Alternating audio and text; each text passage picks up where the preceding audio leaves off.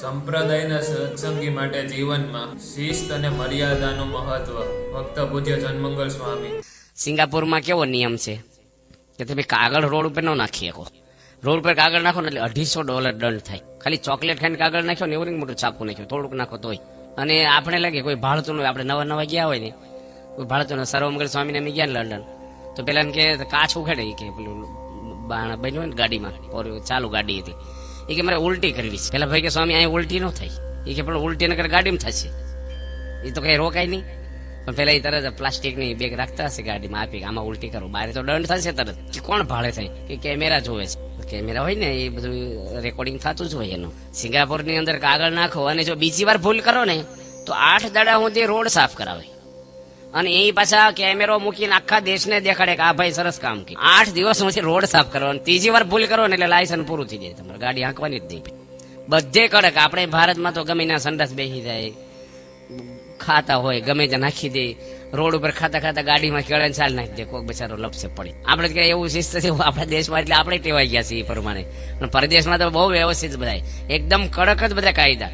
લંડનની police ને એ કોઈ દાડો ઠઠ્ઠા મસ્કરી ન કરે, બિનજરૂરિયાત વાત ન કરે, જાહેરમાં કોઈ નહીં એને. અને ગમે તેવા એક્સિડન્ટ થયા હોય, ચોરી થઈ હોય, કોઈ ગાળે ન ગરમ ન થાય પોલીસ કોઈ ખીજાય જ નહીં ના, હસતા હસતા જ આવે તમારે.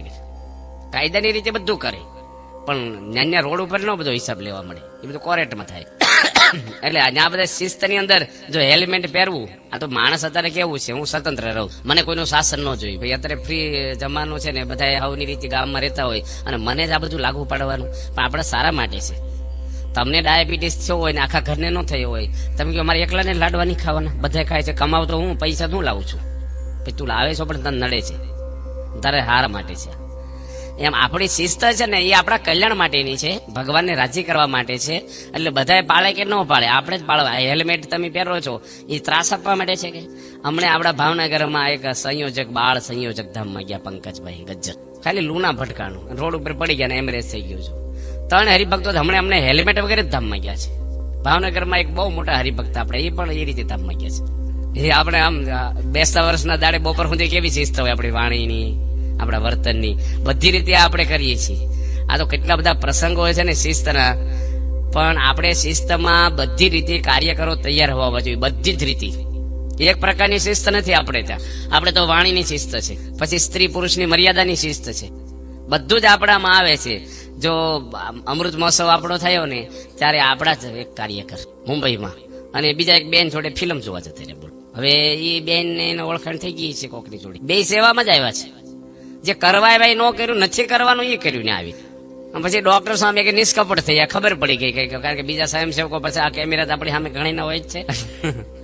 અને પછી ડોક્ટર સાહેબ પ્રાયશ્ચિત આપ્યો, પેલા તમે આ BAPS ના કાર્યકરને મુંબઈમાં અમૃત મહોત્સવમાં ઘર છોડીને સેવા કરવા આવ્યા, આ પાછું ફિલ્મ જોવા જતા એટલે 2 જણા ટોકીઝમાં, એ પાછું એનું બૈર રોજ બરાબર છે. પછી કેટલી શિસ્ત તોડી, એટલે તો 2 ગુના કર્યા, એક તો ફિલ્મ જોઈને પછી કોકની જોડે જોઈ.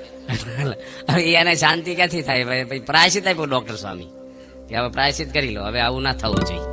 એટલે આ બધી આપણી નિષ્કામ ધર્મની શિસ્ત છે આપણી, કે એકલા બેન હોય ને જવાય નહીં આપણથી, કોઈના ઘરે મુલાકાત નહીં લેવાની, આપણી મોટરસાયકલ પર ન બેહારાય. આપણો જયેશ છે ઢીકવાડીનો, અત્યારે પાર્ષદમાં આવ્યા છે, છાત્રાલયમાં ભણે સુરત, અને કોલેજ કરે, એન્જિનિયર થયેલો, બસ સ્ટેન્ડે ઉભેલો, અને એ જ કોલેજની એના જ ક્લાસની છોકરી બાઇક લઈને નીકળી, આગળ જઈને પાછી આવી કે આવું જ કોલેજમાં આવવું છે, બસ માટે ઉભો છે, બેસી જા મારી પાછળ. એને કીધું કે તું જતી રહેવું, મારી રીતે રોજ આવું જ છું, અને હવે ક્યારે મને પૂછીશ નહીં. જો આ કેટલું કડક મન હોય ને વ્યવસ્થિત, કે BAPS નો યુવક છે, અને આ આપણે નિષ્કામ ધર્મનું શિસ્ત છે. બીજા ન બેસી જાય ભાઈ, અને તમે કેટલા વાગે નીકળો છો? તો મારે તો વાહન છે નહીં, તો લેતા જજો રોજ. એમાં પછી શું પરિણામ આવે કેવો? તમે અંદરમાં ગમે તે હોય, બહારની શિસ્ત, મનનું તો આપણે ગુણેશાએ કીધું કે શરીરથી તમે હાચવજો, મનનું હું સંભાળી લઈશ.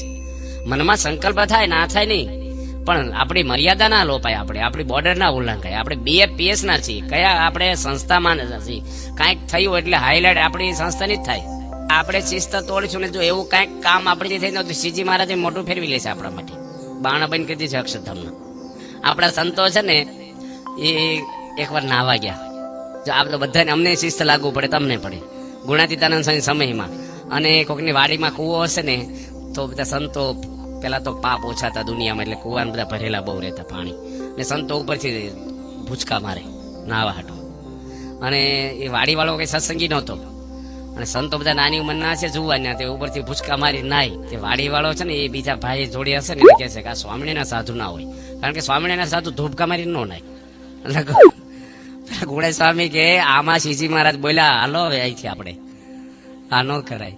આમ જે શિસ્ત આપણે શીખવાડે છે ગમે ત્યાં ગયા. જો અમને સંતોની શિબિર થાય ને એમાં કેવી શિસ્ત શીખવાડે અમને કે ચંપલ મેલા નહીં રાખવાના. બહાર આપણે જઈએ આપણી ઇમ્પ્રેશન કેવી પડે, પત્તની ચોળી છે, કપડાં છે, પાઘ છે, બધું ચોખ્ખું રાખવાનું. એવું નહીં નવું રાખવું પણ ચોખ્ખું રાખવું, વ્યવસ્થિત રહેવું. કોકને ના બેસી કેવી રીતે બેસવું. સારંગપુરમાં 4 મહિનામાં સંતો વિછળમાં જાય ને તો 8 દાડા સુધી આ પ્રવચનો કરે કે કોકના ઘરે જઈ તો રસોઈ કેવી રીતે બનાવી, ટમેટા ન હોય, લીલા મરચા, કોથમરી ન હોય તો ચલાવી લેવું. બપોરિયા હરિભક્તો વહેલા મોડા આવે તો કથા વાર્તા કરવી. 5 જણનું વધારે કે રાંધવું, પાણી ઓછું હોય ને ઓછા પાણી નાવું, મંદિરની જેમ નહીં આપણે બેસી જવું નળી હેઠે, બધું ધ્યાન રાખવાની. આ કેવું દીકરીને વળાવે ને કેટલી માં એની શિખામણ આપે અજાણ્યા. એટલીથી વધારે સંતોને આવી ટ્રેનિંગ આપે, ઠેઠ ઊંચીની શિસ્ત બતાવે કે આપણે કેવી રીતે રહેવું જોઈએ. વડીલ હરિભક્તો હોય, આપણે બેઠા હોય લાંબા પગ કરીને આગા પાછા, એ આપણે પગે લાગે હાથ જોડીને જય સ્વામિનારાયણ કરવા, એને રિસ્પોન્સ આપવો થોડો. ઘણી વાર હરિભક્તોને બહુ બિચારા થાય. સંતોને જય સ્વામિનારાયણ કરે ને તો પેલા બોલ્યા વગર નીકળી ગયા હોય ને, પેલો બિચારો મહિમા વાળો હોય. સંતોને રોજ બધા કેટલા જય સ્વામિનારાયણ કરતો, જેને બહુ હોય નહીં એટલું બધું. એટલે પેલા બહુ લાગી આવે કે મને જય સ્વામિનારાયણ ન કર્યા, હામું ન જોયું. ઘણી વખત જો તમે ઉતાવળ હોય ને, અમુક સંતો ઉતાવળ કામમાં હોય. એટલે પણ આ બધું છે ને આપણે વ્યવસ્થિત આપણે વિવેકથી રહીએ ને તો બધાને ગુણ આવે ને એવી આપણી ક્રિયા થવી જોઈએ. આપણે એક પ્રકાશભાઈ સોમાભાઈ પટેલ છે, અત્યારે શિકાગોમાં છે અને મૂળ એ લોકો બાકરોલના નડિયાદ રહેતા. હવે એ પહેલા તો અહીંયા રહેતા આપણે સિંગાપુર કે ત્યાં, અને પ્લેનમાં જતો હતો ને ભાઈ તો જૈન ધર્મના ગુરુ બેઠેલા પ્લેનમાં, સુશીલ કુમાર. હવે એ તો આને ઓળખતા નથી અને જોડીની સીટમાં જ બેઠેલા. આપણે કે ને વર્તન વાતો કરે. એટલે એ લોકો ગયા ને ઓલા ત્યાં જોયા ને અમને તો પૂછ્યું કે તમે પ્રમુખ સ્વામીના શિષ્ય છો? સીધો જ પ્રશ્ન પૂછ્યો. કે કેમ આવો સીધો પ્રશ્ન પૂછો? કે તમે જો કઈ ખાતા નથી, કોઈ પીતા નથી, કોઈની હામું જોતા નથી અને તમારું ધાર્મિક વાંચન કરો છો અને તમારા હાવભાવ ને તમારી રેણી કેણી ઉપરથી ખબર પડી ગઈ કે એટલું ડિસિપ્લિન અને આવી વિવેક એ પ્રમુખ સ્વામીના શિષ્યોમાં જ હોય. કેટલી ઇમ્પ્રેશન પડી જો. આ એને પ્રચાર કરવો પડ્યો, સંસ્થાની ઇમેજ એના હૃદયમાં છાપ પડી ગઈ. આપણો એક યુવક, તમે BAPS ના કાર્યકરો હોવ, ક્યાંક પ્રવાસમાં ગયા હો, બસમાં ગયા હો, તમે આડું બાજુ જો કરો, નો જોવાનું જોવો. તમારે બધું એ આમ. હવે એ પછી માણસો શું આપણામાંથી પ્રેરણા લે? મોટી કંપની, રિલાયન્સ કંપનીના માલિકો છે, ગલ્લે ઉભા રહીને માવા ખાય, ભજીયું ખાય, ભેળપુરી કે પાણીપુરી ખાય, એને ક્રેડિટ શું એની? તો આપણે તો એનાથી બહુ ઊંચા ભગવાનના દીકરાઓ છે. તો આપણે કેવી રીતે બોલવું, કેવી રીતે રહેવું, એ બધું આપણને શીખવાડે જ છે. અમે છે ને ડેલ્ટાસ કંપની છે ને એના પ્લેનો બહુ છે. અને અમેરિકામાં 1995માં અમે લોકો ત્યાં બાપાની પ્લેટિનમ તોલા છે ને એમાં ગયા હતા અમે લોકો. અમે 187 સંતો. અને સંતો તો બધા તમે જાણો ને અલગારી હોય, એને કઈ દુનિયાથી અલિપ્ત હોય. અને પોટલા લઈને બધા અમારે બધા પ્લેન, આખું અમેરિકા પ્લેનમાં જ ફેર્યા. 25 વાર બેઠા છું. તે ધોળિયા હોય ને એ લોકોને કેવું હોય, કોઈ અડે તેને ગમે નહીં. એને કોઈ અડે ને એ આગા લાઈન હોય ને તો અડી નો લાઈન હોય, થોડી ગેપ રાખે વચ્ચે. અને અમુક પ્લેનમાં બેસી ગયા હોય ને આપણા સંતોને શું કે અમુક હેતવાળા હોય ને જોડે જોડે બેહવાનું મન થાય, વાતું કરવાનું, હરખી ઉંમરના હોય, કોઈકને મારી જેવો હોય તો બારી આગળ બેહવાનું. એટલે એ તો શું કરે, પોટલા લઈને આગળ પાછા ને પેલા માથામાં પોટલું ભટકાય. આપણું પોટલું આમ હોય, સીટ ઉપરથી સીટ ઉપર આવે અને પટ્ટા બાંધે ને ક્યારે પ્લેન ઉપડે ને ત્યારે પટ્ટા આપણે બાંધવા આવે એ લોકોને માણસો. આપણે લેડીઝને ના પાડી દઈએ એટલે પુરુષો જ આવે સંતોને. તો સંતો શું કરે, પ્લેન ઉપડવાનું હોય ને કે હાલો આપણે લઘુ પાણી કરી લઈએ, પછી ઉઠવું નહીં, પટ્ટા કાઢી નાખે બધું. પ્લેન ઉતરવાનું હોય ને ત્યારે પટ્ટા બાંધે. સંતો કે હાલો લઘુ પાણી કરી લઈએ, ઉતરવાનો ટાઈમ છે, એરપોર્ટ ઉપર પહોંચવું નહીં, બાથરૂમ પટ્ટા કાઢી નાખીએ. ભાઈ અમે કાંઈ નથી મરી જવાનું, ભાઈ આપણે નથી મરી જવા, પણ એ લોકોના નિયમ છે. તે એ લોકોએ ફરિયાદ કરી કેસી કાકાને, તમારા સંતો છે ને અહીંયા અમારે શિસ્તમાં નથી રહેતા. તો કેસી કાકાએ બાપાને વાત કરી, બાપાએ અમને બધાને બોલાવ્યા, પછી મીટિંગ કરી. સ્વામી કે આ અમેરિકા છે, આ ભારત નથી. અને સ્વામી તો હસી પડ્યા. સ્વામી કે સંતો તો બધા અલગારી હોય, તમારે એને તો તમારી શિસ્ત તમારા ઘરે, આપણે પણ સ્વામી કે હવે અહીંયા આવ્યા છે ને તો એના નિયમમાં આપણે રહેવું જોઈએ બાપા કે. એટલે બધું સ્વામી છે ને આમ અકળાય ન બોલે, હું અહીંયા આવ્યા છો ભાડા, આપણું નામ બગાડશો, આવડો મોટો CFI કર્યો અને એની ઉપર પાણી ફેરવી દીધું, એવું બધું નાખે, આમ હસી નાખે બધું કે નાના છોકરા આપણે ઘરમાં નહીં. એમ સ્વામી આપણે બધાને જો તમે જેટલા શિસ્તમાં રહેશો ને તમારો છોકરો રહે છે, તમે પતિ પત્ની કેવું બોલો છો, તમારા છોકરા શું શીખે? તમે ઘરમાં જીભા છોડી ચા માટે, ખાવા માટે, નાની વસ્તુમાં ખરીદી હોય 100 રૂપિયાની ખરીદીમાં 500 રૂપિયાનું લોહી બાળે, કેટલી માથાકૂટ કરે.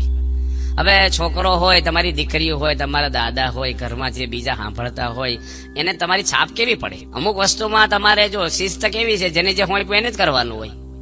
અમારા મંદિરો આલે છે બધાય કોઠારીનું કામ કરે. ભંડારી જે ખરીદી કરે ને શાકભાજી, તેલ, મોરજ, એમાં કોઠારી રસ નો લે, એની રીતે રહોડું ચલાવે. રોજ નો પૂછે એટલે મરચા હું કામ ખરીદ્યા, ટમેટા હું કામ એટલા બધા લાવ્યા, એને પૂછવાનું જ ન આવે. ગામડે ફરવાળા ગામડાનો વિકાસ કરે, એની રીતે ત્યાં ફરે. પૂજારી ઠાકોરજીના શણગાર જે કઈ ને વાઘા કરાવવા, તે બીજું હમું નમું, એ પૂજારી એનું કામ કરે. તો કોઈને ટેન્શન છે સંતોને? અને તમારા ગરસ્તાને કેવું હોય, બધામાં ઇન્વોલ્વ થઈ જાવ. 5 હાવણી લાવ્યા હોય તો કે 5 હું કામ લાવ્યા, એ તમારો વિભાગ છે. પણ આપણે છે ને બધામાં, એમ સત્સંગ મંડળમાં એવું હોય છે, બધામાં ઇન્વોલ્વ થઈ જાય. ભાઈ કાર્યકરને હોય મંડળ સંચાલકને હોય તેને કરવા દો. પણ આ તો અગાઉથી જ બધું એનું વીખી નાખે, તંત્ર જ વીખી નાખે બધું. એ બિચારે ગોઠવું હોય. પ્રમુખ સ્વામી મહારાજ એવું નથી કરતા. સ્વામી બધાને પ્રોત્સાહન આપી આગળ આવે. તો આપણી જે મોટા છે ને, એની ખાસ આપણે શિસ્તની અંદર જ આપણે રહ્યો ને, તો જ શિસ્તની અંદર એટલે એની આજ્ઞા પ્રમાણે. એમાં શિસ્તના બંધન છે ને, એ બંધન નથી. શિસ્ત વગરનો માણસની કોઈ સેફટી જ નથી. શિસ્ત તો આપણી એક સંસ્કૃતિ છે, આપણી રક્ષાઓ કરે છે. અને આપણે મનુષ્યને શિસ્ત હોય, ઢોરને હોય છે. જો કે પાળેલા કૂતરા હોય ને, એ શિસ્તમાં રહેતા હોય. જોજો તમે, સારું એવું રહેતા હોય છે, ટ્રેનિંગ આપેલા હોય. તો આપણે તો BAPS ના છીએ, તો આપણી વાણીનું શિસ્ત આપણે વાત કરી, નિષ્કામ ધર્મનું શિસ્ત વાત કરી. આપણું જીવન સારું, ઘણી હું બિચારા આમ જીવન બહુ સારું જીવતા, આપણે બોલીને બગાડી નાખીએ. એટલે વાણીનું શિસ્ત છે આપણું, કે ગમે તેમ બોલબોલી કરવાનું, કોકની ભાવના સમજવાની. જો પ્રમુખ સ્વામી શું કરે છે, પેલા બધાનું સાંભળે. મીટિંગ હશે ને તો સ્વામી ડિસિઝન નહીં આપે ક્યારે. સ્વામી બાપાએ એક ભાઈને, એક સંતને પત્ર લખ્યો કે તમારે અમારી જોડે પરદેશ આવવાનું. અને તે દાડે રાત્રે જ મીટિંગ થઈ. અને એમાં મીટિંગની અંદર સ્વામી જેને લખ્યું હતું ને, એનું નામ ન આવ્યું. સંતો આગળ બાપા બોલે કોને કોને લઈ જઈશું, સ્વામી નો બોલે જલ્દી. એટલે મોટેરા કોક સંતો આગેવાને કીધું છે કે એટલે બાપા આપણે વિચાર્યું છે. સ્વામી કે બરાબર છે, કઈ બોલ્યા નહીં. અને હવારમાં ધર્મચરણ સ્વામી મળ્યા બાપા, કે પેલી ટપાલ મેં રાત્રે આપી હતી, પોસ્ટ કરી દીધી છે હજી પોસ્ટ નથી કરી. સ્વામી કે લાવો પાછી. સ્વામી ફાડીને ડસ્ટબિનમાં નાખી. એનો વિચાર જણાવ્યો નહીં કે ભાઈ મેં આનું નક્કી કર્યું છે. પેલા બધાનું સાંભળવાનું, દરેકને સમજવાના. પ્રમુખ સ્વામી મહારાજ 70 વર્ષથી સાધુ છે. આ BAPS સંસ્થાની ભગવાન સ્વામિનારાયણની એક શિસ્ત તોડી ચલાવો, એક નિયમ, એક આદેશ, એક ધારું એમનું છે, એક ધારું. અને બધાને આગળ કર્યા છે.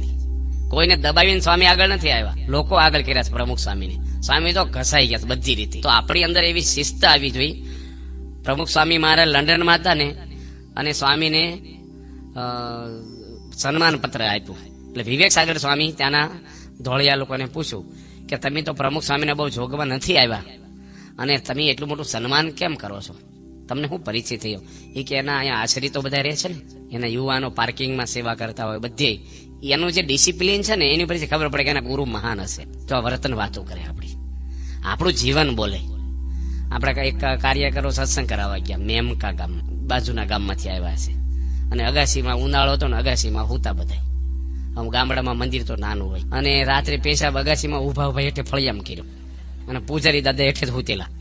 એટલે પૂજારી જોયું કે આ પાણી ક્યાંથી આવ્યું અગાસીમાં. અને હું કીધું સવારમાં, એ કે અમારે છે ને ઘરે ઘરે મુલાકાત કરવી છે, કે ફરીને કોક વાર આવજો. જય સ્વામિનારાયણ. અત્યારે અમારે કોઈ ફ્રી નથી, તમારાથી સત્સંગ ન થાય. હવે હેઠે દાદરો ઉતરીને મંદિરમાં ઉપરથી પેશાબ કરે.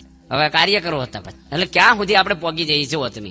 ખાવામાં તમે જુઓ, બોલવામાં જુઓ, બધે થોડી ગડબડ તમે બહુ અંતરદ્રષ્ટિ કરશો ને. આ અંતર ખોજ બહુ સારો વિચાર આપ્યો છે કે આપણે બહાર લોકોને પેલા સુધાર્યા કરે, આપણું રિપેરિંગ પેલા કરવાની જરૂર, તો બહાર સારું જ થશે. એટલે આપણી શિસ્ત સારામાં સારી રહે, ભગવાનને રાજી કરવા માટે શિસ્ત. એટલે આ બધા આપણે ડિસિપ્લિન, આપણું સંસ્થાનું જે બંધારણ છે, ભગવાને જે નિયમો આપ્યા છે, આપણે BAPS ના આપણે વાત કરીએ પ્રતિનિધિઓ છે, તો આપણી સામે ઘણાની નજર છે.